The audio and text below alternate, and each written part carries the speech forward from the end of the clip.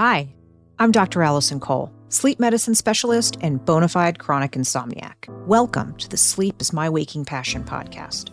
Remember, knowledge is empowerment, and if applied correctly, it can help you biohack your way to a better night of sleep, just like I did. Hello, everyone, and welcome to a very cool episode of the Sleep is My Waking Passion podcast. Today, I am joined by Mikey Goldman. He is the founder of Quiet Mind. This is the Quiet Mind weighted pillow. This thing is super, super cool. I actually connected with Mikey sort of out of the blue. He approached me and I started incorporating this into my meditation practice. I started having this be an outlet for my daughter who has ADHD. And in speaking with Mikey and hearing a bit about his journey toward even creating the pillow, we decided, what the heck, we're going to collaborate. So Quiet Mind is the original weighted pillow, right? There's nothing else like it. And, I know this is a sponsored episode, so I'm going to be transparent with you, but it's a sponsored episode featuring a product that I truly believe in. And so I figured this would be a great way for Mikey and I to discuss to the best of our abilities, ADHD, how it might impact your sleep, and what's the data is out there for just weighted products in general. We know that weighted blankets has some data, particularly with sleep and periodic limb movements and some other things. So, Mikey, why don't you share with everyone, how did you come up with this idea in the first place? Like, what motivated you? Because this is like a real big investment. You really, truly believe in this product. I love to see all the social media posts. You're so passionate about it. So take it away. Yeah, well, thank you so much for having me. I appreciate you letting me come on here and talking all things quiet mind, sleep, ADHD. So thank you. And yes, the weighted pillow, the first ever weighted pillow in the market. And this was an idea that came to me through my ADHD, through sort of my own life story of being overprescribed, being put on a bunch of different medications, and sort of not finding any success from that. And to start with everything, it really comes down to when I was younger, growing up, I was diagnosed with ADHD. I knew something was always going on because just the norms of life didn't seem to really adhere to the way I learned, took in information, especially with a sensory processing disorder, hearing sounds that would make me boil up, focus on just simply the sound, smells, boil up, and I couldn't focus on anything else. And I knew there had to be a reason for this, and so getting diagnosed with ADHD, told to go on stimulants, waited until college, as my parents said, let's not do that. And then that's really when everything took a turn for the worse, where I get prescribed medication, ADHD stimulants, start having side effects, get prescribed more stimulants and more medication. And this was the problem where, back in the mid 2000s, anytime I had a side effect from a medication, I was told to go on more medication. And so it was prescribing side effects, medication side effects with more medication. And by the time I graduated, I was on a million different things. And I was just going, this is not healthy. It took a toll on my mental health. It took a toll on my well-being, relationships, every aspect of life. And finally, I get off everything. Years later, I learn how to manage my ADHD symptoms by finding natural solutions, whether that was routine, workouts, natural supplements, matcha instead of coffee. I found a weighted blanket because of COVID. And then I go, oh, this is great. This works really well. It calms you down. It keeps you still. It controls your nervous system, regulates your emotions. Problem is they're a pain in the ass. They're a pain in the butt to move. They're hard, to manipulate. They're hot. They're claustrophobic. They're cumbersome. And finally, I would be wrestling with it night in and night out on my bed. And whether you're waking up hot, waking up cold, whatever it was. And I go, I should get a weighted pillow. I sleep with pillows, one under my arm, one on my chest. Let me just buy a weighted pillow. Turns out they don't exist. And because of my story, because of everything around going, I can naturally help people with deep pressure stimulation. I should jump into this. Quit my job, and then, the rest is history. And that's how Quiet Mind came to be. That is so wild. What a journey. So I want to pick at you a bit. That sounds bad. I don't mean to pick at you in a bad way, Go but for it. I figured, just teasing out some of your experiences with the whole diagnostic process, I wanted to sort of start to define ADHD because it has changed. Back in the day, and again, guys, I'm not an ADHD expert, but in prepping for this and knowing what I learned about my daughter having ADHD, became very fascinated with the subject. So, I didn't realize that ADHD it continuously continues to sort of change, morph the definition. So back in the day, it was described, this is the Diagnostic and Statistical Manual of Mental I like Disorders. That's, this. whenever we're in science, it feels like we have to put everything, I think it's important to be able to define and create construct around concepts just so we could identify them better. But sometimes it's limiting because you're just focusing on like, these are the criteria. Did you meet the specific criteria? And what happens is things change. So the DSM-2, which was very long time ago, basically described ADHD as this hyperkinetic reaction of childhood. And I mean, that's sort of like, okay, so you're hyperkinetic, you're moving around a lot. All right. Fast forward, there was now recently in 2022, the DSM-5 that came out. And so now we have a much more sort of global understanding of ADHD. Obviously, you came at a time when the DSM-2 was long overdue, but probably around, I'm going to guess, the DSM-3 or DSM-4 days. You know, Can you tell us what your parents noticed or what you noticed that led to that diagnosis of ADHD? Like, what were you experiencing, or what did your parents say was going on with you? Yeah, I think the first one, which you kind of touched on with the, sitting still, was the earliest, memory I have. My mom always kind of, the way she would describe myself is, this kid has ants in his pants, where it was just, I could not sit still. And it was a constant moving around, constant adjusting, just something internally was not comfortable if you sat still. And I still have this today. I mean, when I'm sitting at a desk or I'm at a standing desk now or anything, I'm constantly moving because you just can't sit still. It is so uncomfortable in that silence and that peace of mind, which you can't find. So it was really the movement all over the place, never being able to sit, and then the focus issues with, combined with it, where in a classroom, you read a page, you get to the bottom of the page and you go, wait, I just read words, but I was thinking about a complete other thing about, hanging out with friends or something else. You read it again, you go, oh, wait, I still didn't read it. You read it a third time, you go, okay, maybe now I got a little bit. And so there's this focus, this lack of focus, this lack of motivation and attention. And a big one for me was this sensory processing disorder, with the ADHD, where if I was in a silent room and I heard a clock ticking, tick, tick, tick, tick, all I could focus on was the clock. And the way that my nervous system regulated this, because of this sort of imbalance I have, it would infuriate me. And I hyper focus on just the sound. I can't understand anything else going on. And if you're taking a test, that's extremely difficult, where you hyper focus on this one sound. And the way it comes in, the way you process it, sort of it angers you, infuriates you, and you have no control. So you're not able to regulate the system correctly and focus on the task at hand. Same thing with a smell coming in. I'll process a smell and I'll get so mad at it because I can't think of anything else.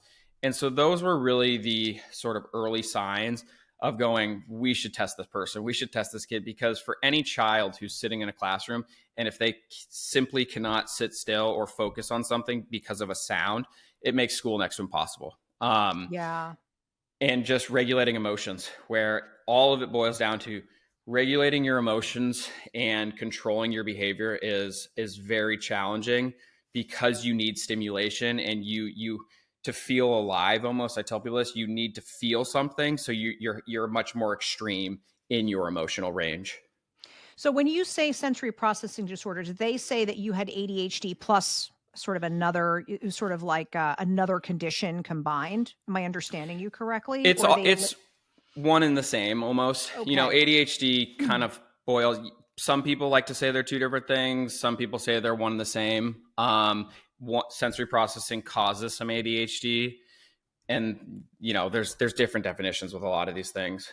But I think that's hugely helpful for the listeners to get a sense of this, especially what we know is that, unfortunately, there are a lot of times, and you mentioned later on developing anxiety and some of these other things.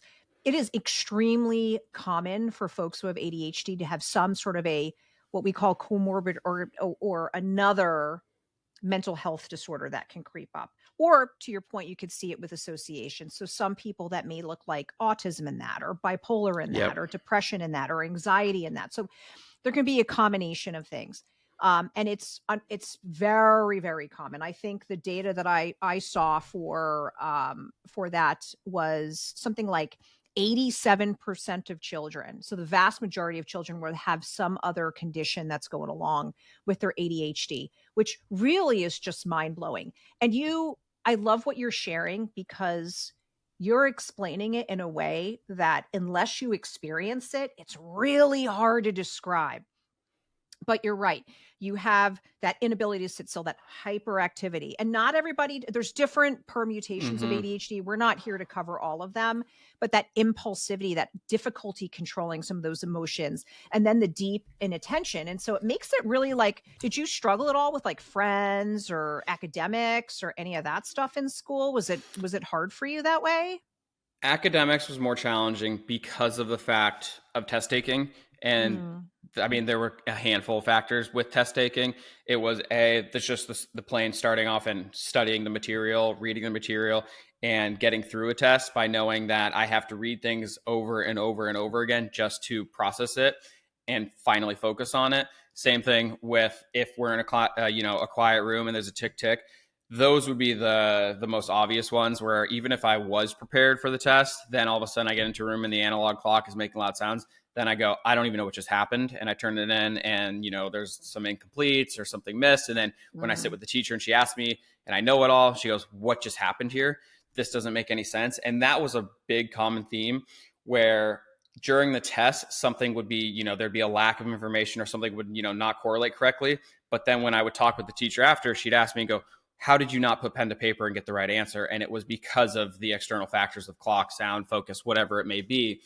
And that made school really challenging. Friends, social, I was always natural with that. I enjoyed that, thankfully, because it was, again, stimulation and there was something exciting about it. And I think the key with anyone with ADHD is where are you finding stimulation? Because people with ADHD tend to have, there's studies that suggest we have lower dopamine levels. And Mhm. because of these lower dopamine levels, dopamine, focus, motivation, that's the hormone that kind of controls those key attributes. And because of a lower dopamine level, if you're not feeling alive and you're not getting stimulate, that reward system's not engaged from just something basic, friends will do that for you. There's a high that comes with interacting with friends to get that, emotional regulation, that stimulation up. That's amazing. That's great because some kids do struggle. So it sounds like you at least didn't have to struggle with the social functioning aspect of things, which is hugely helpful. And you touched on another point, which is we're not entirely sure the pathogenesis, meaning how ADHD comes about. But they looked at rat models and then sort of extrapolated that based on, I mean, it's not a cause and effect data, Mm-hmm. but there's the parts of your brain they call the prefrontal cortex in certain regions of your brain that help to regulate what we call executive functioning. So, executive functioning is things like your attention control, which we've been going Mm-hmm. over, your self regulation, sound familiar, working memory, how you plan, how you organize. These are all, emotional regulation, right? These are all things that people with ADHD struggle with. And so when they do the testing for it and then they look at the brains of folks with ADHD, they're like, oh, wow, okay, we're seeing correlations here. And they do suspect that it's sort of like a catecholamine dysregulation, if you will. You mentioned dopamine. They also talk about epinephrine and some of these like sort of catecholamine fight or flight kind of stuff. They do regulate and help. You need them, and they're really a functional part of our brain. And if we have deficits or how we metabolize, it's different. However, we want to think about it. The bottom line is there's a dysregulation there that kind of leads to some of the symptoms, or at least that's the latest and greatest of what they think is going on. I did want to quickly touch base on just, prevalence of this stuff. So, it's not that uncommon. It's about 7% of the pediatric population. And I bring that up because you'll see that there's numbers all over the place. But what I liked was there was a meta-analysis that was published in 2015, and it looked at 175 studies. So if you pool together all that information, over 1 million subjects, right, were looked at. So that's a nice sample size. And they estimated to be about 7% of the population. There is a pretty strong correlation, especially if you have a first degree relative with developing ADHD. Something like 75% of folks may, develop ADHD if they have a first degree relative. So I found that statistic very interesting. And the third statistic is that it doesn't matter what country you're from. It doesn't matter if you're from America, or you're from Europe or Asia, wherever. There's a global sort of stable prevalence. So what I like to hear about that is, so far, the data is not suggesting that somehow things are going off the rails, that there's, even though people have to have these conditions, we're not seeing an uptick in it, different than other disease processes that we really care about. For example, colon cancer in younger people, there's all sorts of examples of where we're like, why is this happening in a higher frequency? So that seems to be stable. About 15% of kids with ADHD will have persistent symptoms. So it's going to be a lifetime thing for them. And I don't know if you've experienced this, but they say maybe about half. It's not that it completely goes away, but it seems to calm down as folks get older. Do you think that's because you mentioned that you had a lot of side effects with the medications? They weren't fully helping you, which is kind of consistent with what we know. Like the medications, guys, that we're talking about are stimulant medications, are going to be the number one therapy. So anything in the amphetamine category, which is sort of like, if you think about it, if you have a deficiency or a dysregulation of your catecholamine system, it can help folks like Mikey focus a lot better. It won't have that same effect if you don't have ADHD. But I was just curious, did you notice, do you think in part, I guess my question is, that when they kept throwing more and more at you to control these symptoms, I almost wonder if it was getting better in a way, not resolved, but better in a way that maybe that was the wrong approach, was to keep adding and adding to you. Because it seems like when you backed off, you found it to be more helpful than being on these medications. Yeah, so I think there's two things there, and I'll touch on the growing out of it first. The reason I think people say that and people tend to grow out of it is because as you get older, you learn how to live with it and you learn how to cater your routine to manage your symptoms. And that's effectively what I did with the weighted pillow in a sense, because prior to that, something as simple as you wake up at the same day, you wear the same clothes, you make the same breakfast, you work out at the same time. When you set your structure, or you have daily structure, this allows your ADHD to be more in check, less wild, less chaotic, because you're not feeding the sort of chaos nature of it. And I always say ADHD is like organized chaos, because there's all these complex, formulas or simulations going on in your head. But if you're able to tame that, there is rhyme to reason for what you're doing. And by having this routine, this structure, taking out the waffling, that's one thing that people do as they get older. They go, this is something that helps me. This is something that I need to do to be successful. So if you start with that, then all of a sudden, what's the next thing you can do to lead to, you can find to be successful? Coffee for people with ADHD. There's something with coffee and how it regulates your system and digests it that doesn't actually have the same benefits as something like matcha might have, or because of the high-low with, the roller coaster of coffee, people might spike up really high with the ADHD, but then their crash is much greater. So something like matcha, where there's theanine in it, theanine's a calming agent. It's a supplement that helps you, also kind of calm down. When you have that with your caffeine, it's a much more smooth ride. And so it doesn't have those jolts like you'd experience with coffee. So I think the growing out is partly true, but it's more so associated, in my opinion, with the fact that as you get older, you learn how to have success with your symptoms and you do everything you can to cater to those symptoms. So that is something that I really am a believer in. And then the same thing with medication.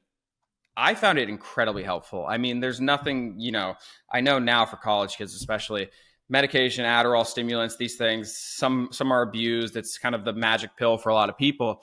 But when taken correctly, there are huge dividends that come from it, because all of a sudden you find that focus, you find that ability to, I could sit there and you hear sounds, you go, this sound doesn't bother me anymore, because your nervous system is regulated correctly, which it was not prior to the, intake of medication.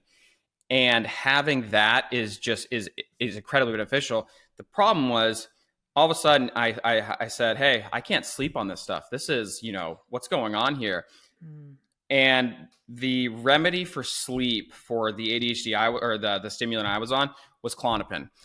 Klonopin's a benzo. Klonopin is used for anxiety. Klonopin is used, kind of almost to sedate you. Klonopin's amazing. It worked really well. The problem was when I was told to take it, I didn't have any symptoms of anxiety, sleep in the same realm. And it was, you're going to take this because it's going to help you sleep. Had no idea that taking it every night for 4+ years, you're going to get a tolerance, you're going to build withdrawals to it, you're going to have these crazy symptoms that actually bring on more anxiety in my case. And so that was where this overprescription started coming, because the initial ADHD stimulant worked wonders. Granted, you can't sleep on these things. You lose your appetite. This is also when you're kind of, you're in college, you're younger. So you need to have these, different protein supplements coming in, and you're not eating anything. Then I'd crash. And then it was, okay, well, now you're taking the benzo. Then, hey, maybe take a short-term stimulant for the afternoon.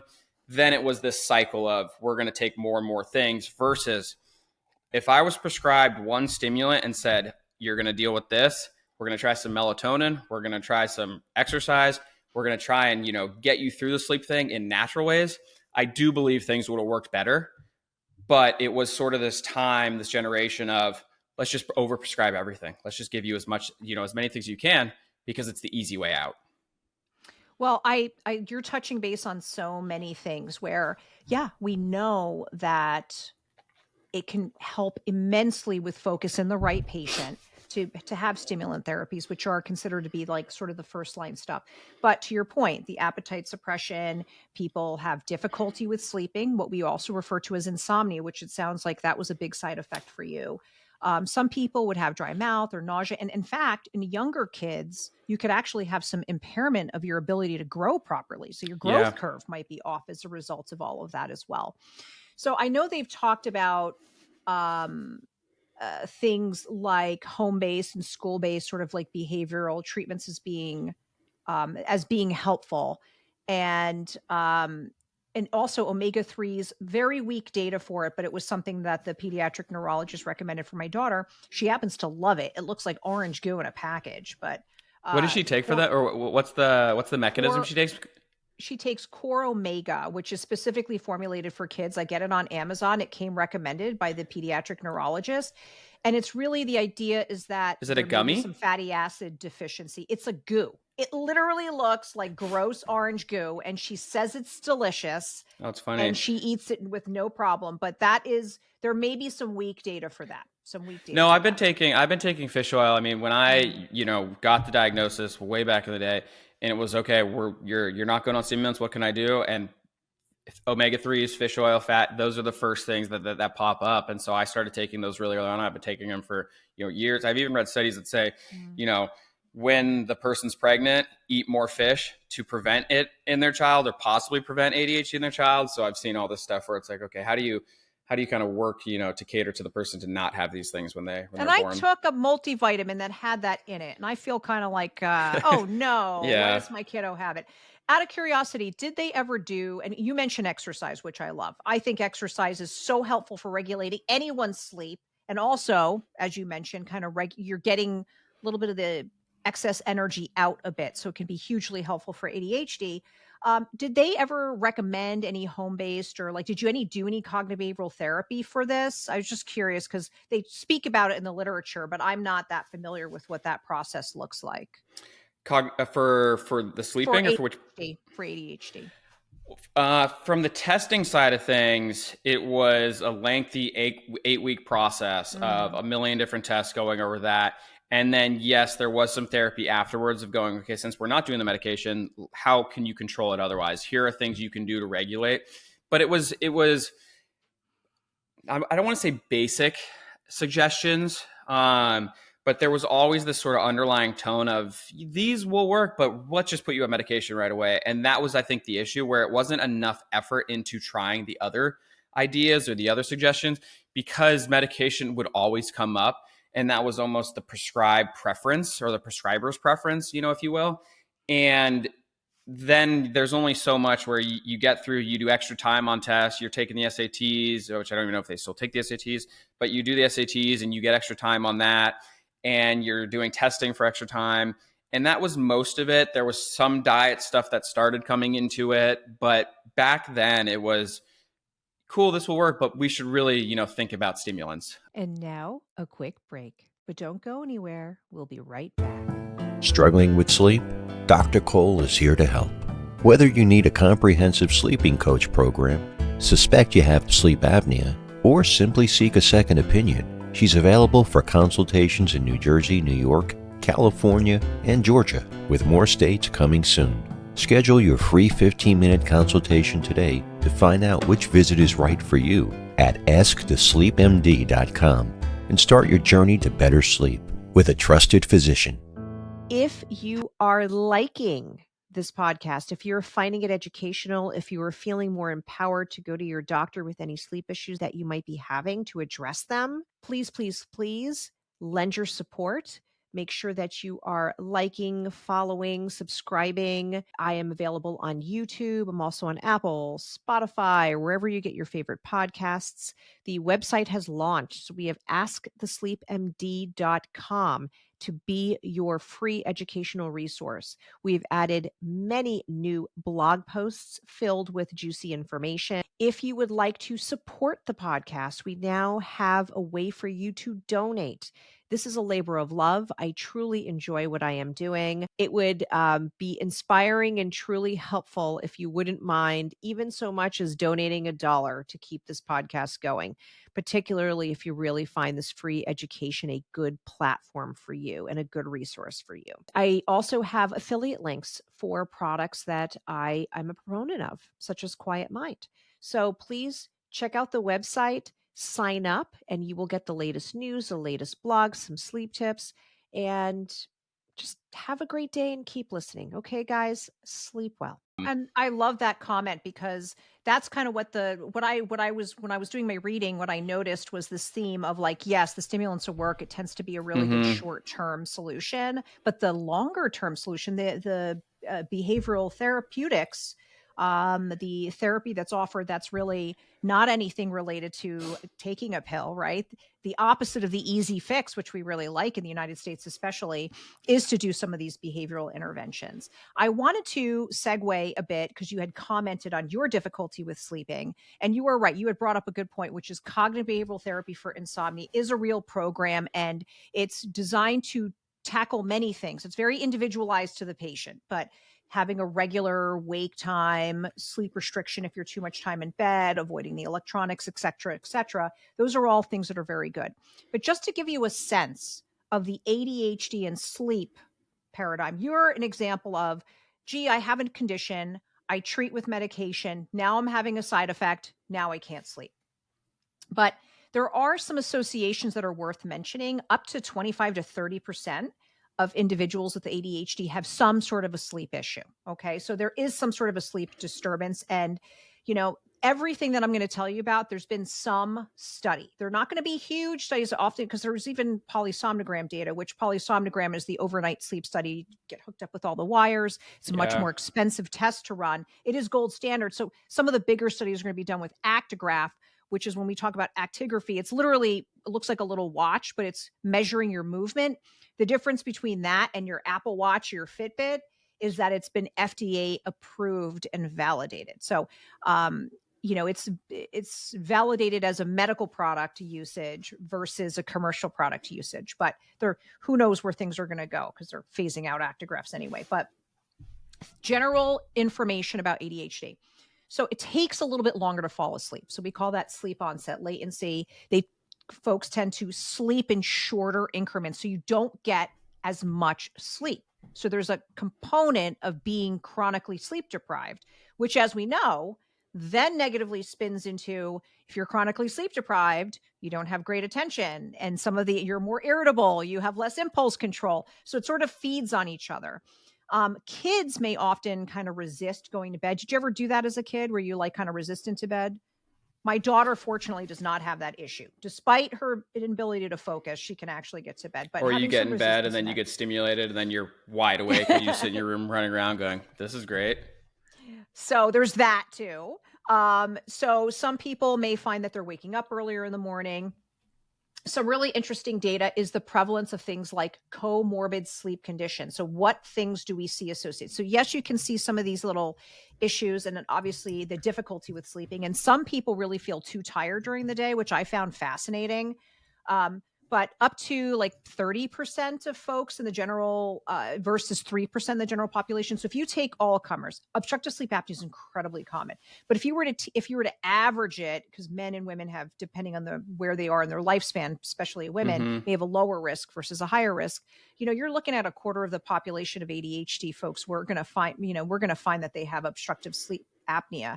And when you have constant arousal from sleep because your airway is closing off, you too do not sleep well. So if you're already a shorter sleeper, then you have more sleep disruption because of sleep disordered breathing, and your brain's not getting the oxygen it needs. That also can create a problem in terms of having difficulty focusing and presenting with ADHD symptoms.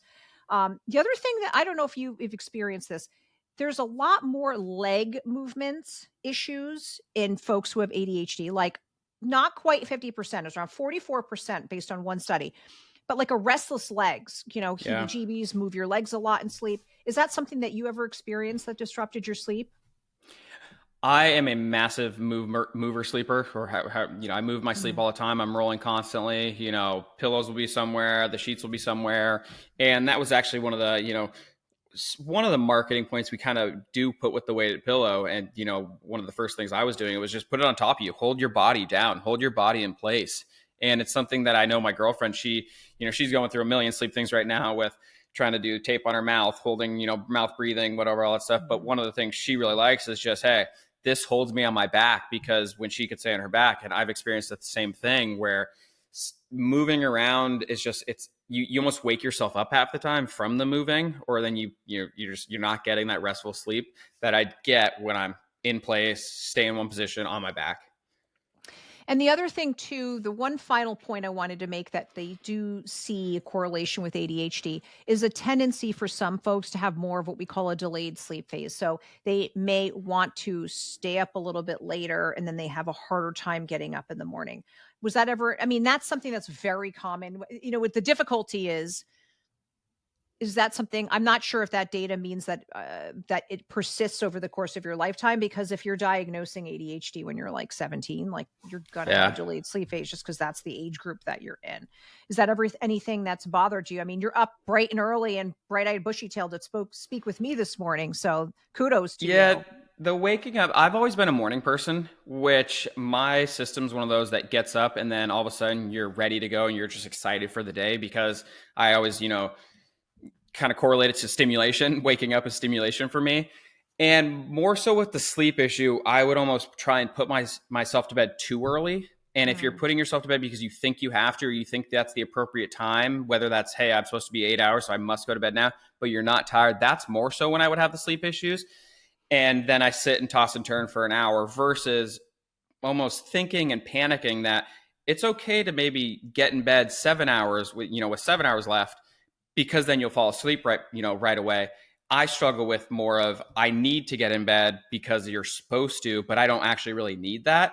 And then my system gets all thrown off, my sleep goes up and down. And so that's more so my issue, which I actually had a question for you about this, because it's something that I thought with ADHD, with stimulants, and whenever I need to reset my system, it seems like there's always this phase where, if I go back to when I started on stimulants and I said, I can't sleep, we need a quick fix, where the quicker, I guess, the fix would have been, deal with it for a couple days, let your system catch up, let the melatonin release sort of reset, get you to sleep where you're so exhausted. Because now when I have sleep issues, or when I travel and I come back and something's out of whack, and the quickest, easiest thing for me to do is take more melatonin, take theanine to really knock me out, versus if I go that 1 or 2 nights where maybe it takes me longer to fall asleep and then I'm a little more tired, by that third day, you're now caught up and your system resets. Is that more psychological with sleep? Is that factual, where you almost kind of just have to let your body get to a place that says, okay, now you've back on your pattern's correct again? Well, it sounds to me like if you're speaking about this, especially in terms of doing a lot of travel, that there could be a jet lag component to that. So just being kind to yourself. What I caution people in taking, because we just don't have a ton of data, right? That's what it comes down to. But I've heard of positive things with theanine helping to relax folks. People use, everybody has melatonin these days, right? But what you're Yeah. taking and the dosing actually matters, because it could leave you feeling a little bit more hungover in the morning. Yeah. And for some people, it may actually cause them to almost like paradoxically not sleep as well because they're taking it at higher and higher doses. So I think your observations that, if you're going to be traveling or moving or having a busy schedule and then you're trying to reset, just be okay that a couple days are going to be like not so good, instead of trying to over medicate to kind of deal with That's it. I would agree with that. And then the other thing too, for folks that, especially if you're traveling a lot for business and you know that you're constantly going to be shifting a lot of time zones and that feels uncomfortable to you, is to consider using an app like the Time Shifter app. And there's several others out there on the market, just to like plug in your information. And what it'll do is it'll really try to smartly encourage you to be like, if you're going to take caffeine, this is the best time to do it. If you're going to get bright light, try to do it around this time. yeah. And if melatonin is important because you're really going through a bout of insomnia, what the dose is, when do you take it? So these little helpful hints just to help you feel, the world happens and it's going to happen, especially if you're doing a lot of business and trying to Yeah. meet different customers and you're traveling about. It might just be trickier for you. And this happens a lot with folks that are like chronically on the road. So I would say Yeah, because I there's guess a lot of it's not always with non-pharmacologic ways travel. to manage it. Mm-hmm. It's not always with travel. It's more just with the fact of, there's that want or that need to take more melatonin to get yourself to sleep versus accepting the restless night almost because you think that's the wrong way.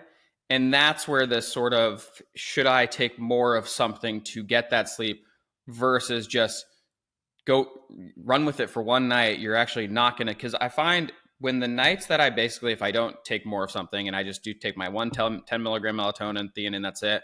Still think And that's high, but okay. I know it is high. I've gone from 3 to 5 to 10. Trust me, it used to be in the 40s. It was bad. Please, okay.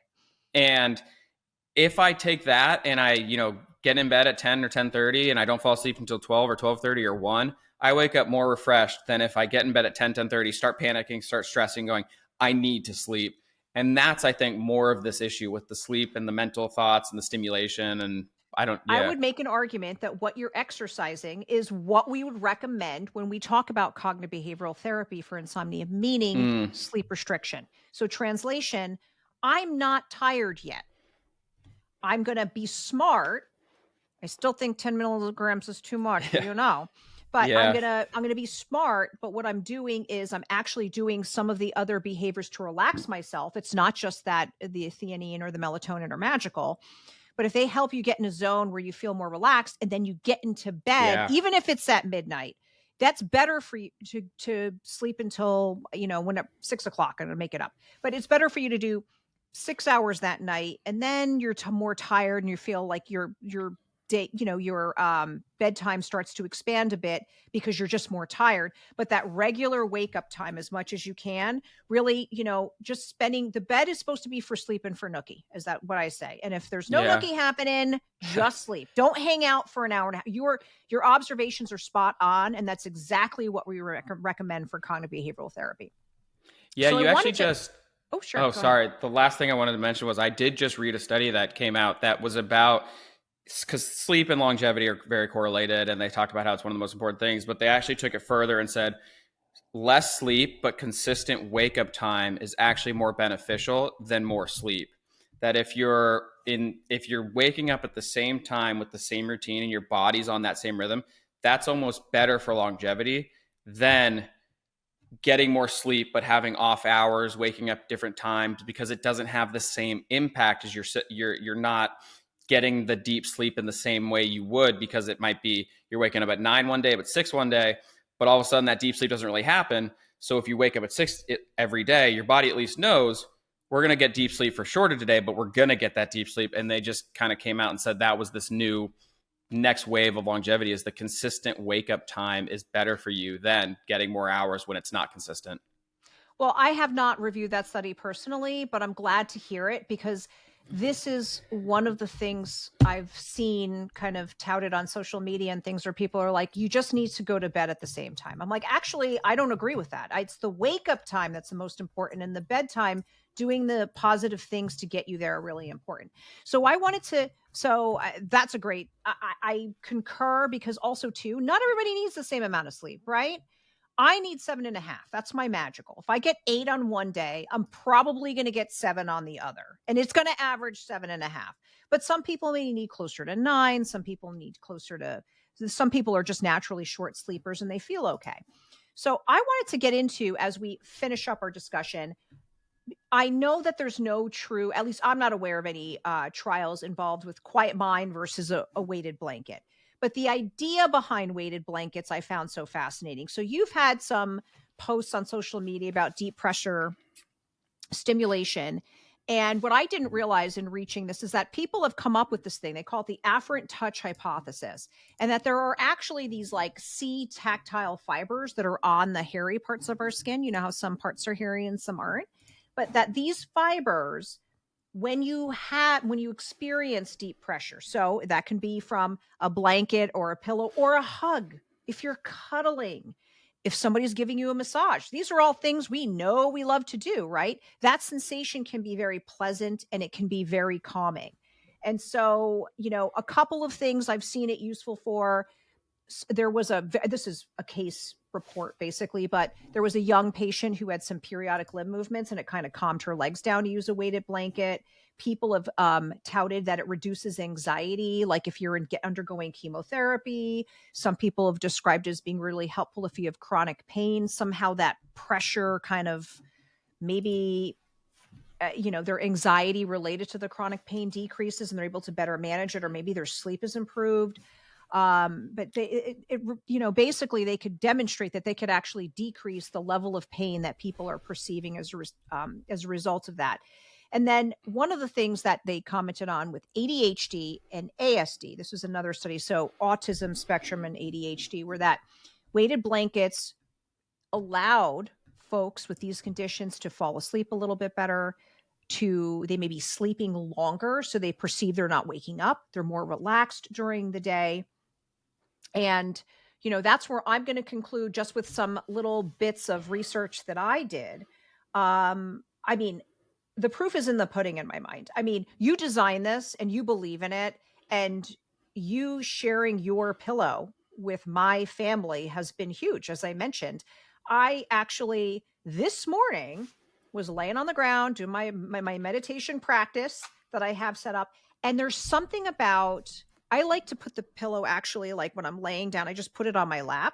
And there's something about that pressure that keeps me, they talk about meditation, like your brain goes in 400 different directions and it's okay. Just let it go. You just kind of bring it back.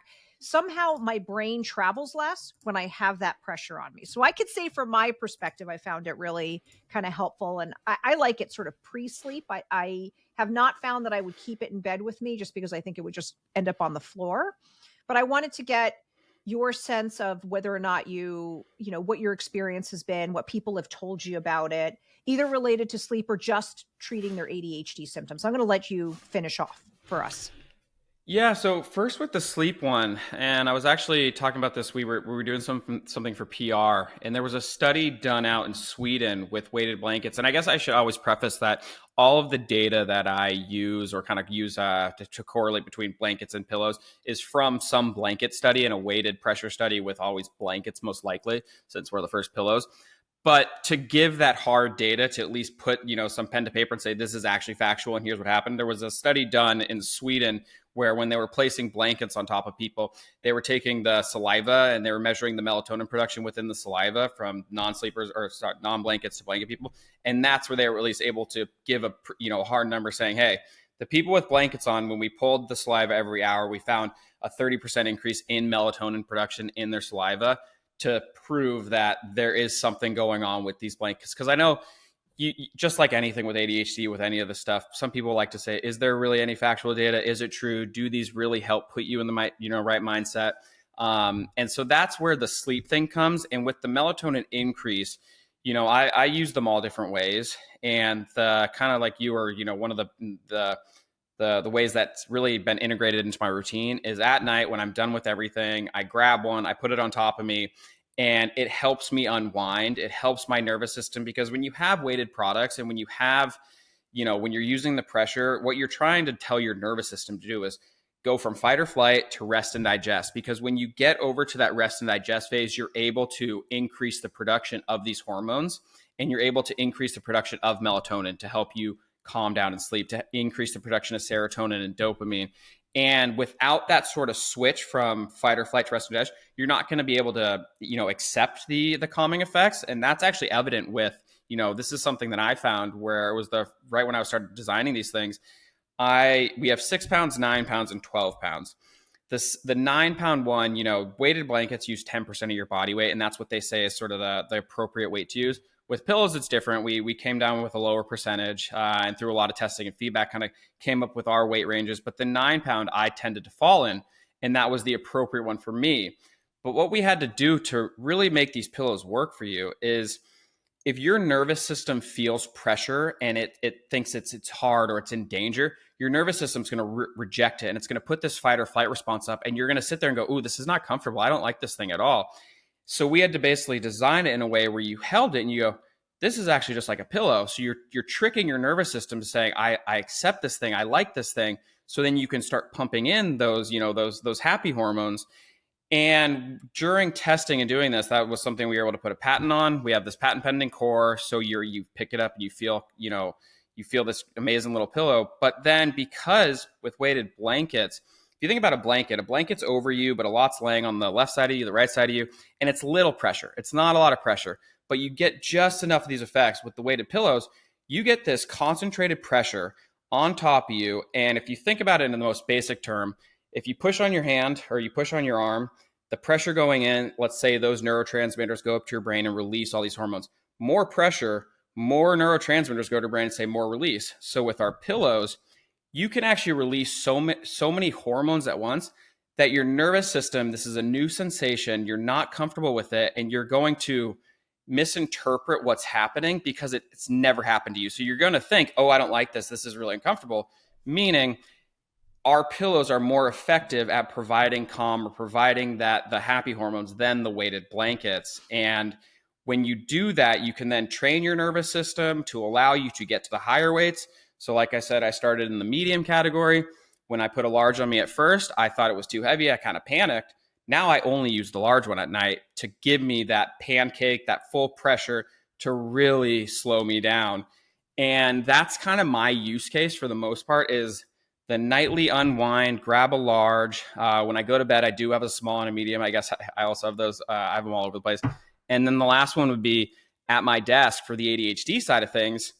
ADHDers, like I mentioned, the lower dopamine levels. But when you put pillows on you, you're increasing your dopamine. Or when you put blankets on you, I should say, you're increasing dopamine. So with the same pillow, you're getting the same effects. And that's what helps calm you down, increase the dopamine to help you focus. And the magical benefit of them for ADHDers is you sit still and you don't have those impulsivity, that impulse control, or you have the impulse control and you're able to control and regulate your nervous system, your emotions correctly, which you're not finding otherwise, or you're finding with medication. Cool. So I just want to be clear. You had mentioned that your theory is that the pillow may actually be more effective than weighted blankets, but we don't have randomized controlled data for that. So I'm just being transparent with the folks that are listening, that's the only caveats, that's sort of what's postulated. It'd be nice to see that data in the future, but we don't quite have that data yet. But yeah, it was taken from studies of seeing that when they increased weighted blankets all the way up to 30 pounds, they found that the 30-pound weighted blanket actually made the person fall asleep faster than the lower pound weighted blanket. And so using a lot of, you're interpreting the data how you will, but applying the same principles that, okay, if the heavier weighted blanket started to increase more of these hormones and made the person fall asleep faster, you should effectively have the same situation with a heavier weighted pillow, or just a smaller weighted pillow, but because the concentrated mass is in a smaller area, you're getting the increased effects. What I can tell you is that your product is awesome, regardless of whether there's not a randomized control trial to stick next to it. I agree that it really is a very neat product. this has been a really fun conversation. We're pushing the needle and educating people on both ADHD and sleep. And I feel like the world's going to be a better place for it. So I'm very proud of this episode. And I love it. Thank you. Yeah. Thank you so much for having me. And if you want to check out the website, we're onequietmind.com, ONE-quietmind.com. And the company is Quiet Mind. Instagram's Quiet Mind. Someone had quietmind.com, so we weren't able to get that, but it's One Quiet Mind because we're trying to give one quiet mind at a time. That's right. And askthesleepmd.com is my website. It has launched, and we actually have a link to the Quiet Mind pillow through the website if you want to check that out as well. Thanks so much. Beautiful. Disclaimer. The statements made on this podcast have not been evaluated by the U.S. Food or Drug Administration. They are not intended to diagnose, treat, cure, or prevent disease. The information provided by this podcast should not be used as individual medical advice. While I am a practicing sleep provider, I am not your sleep provider. You should always consult with your personal healthcare provider for individual recommendations and treatment.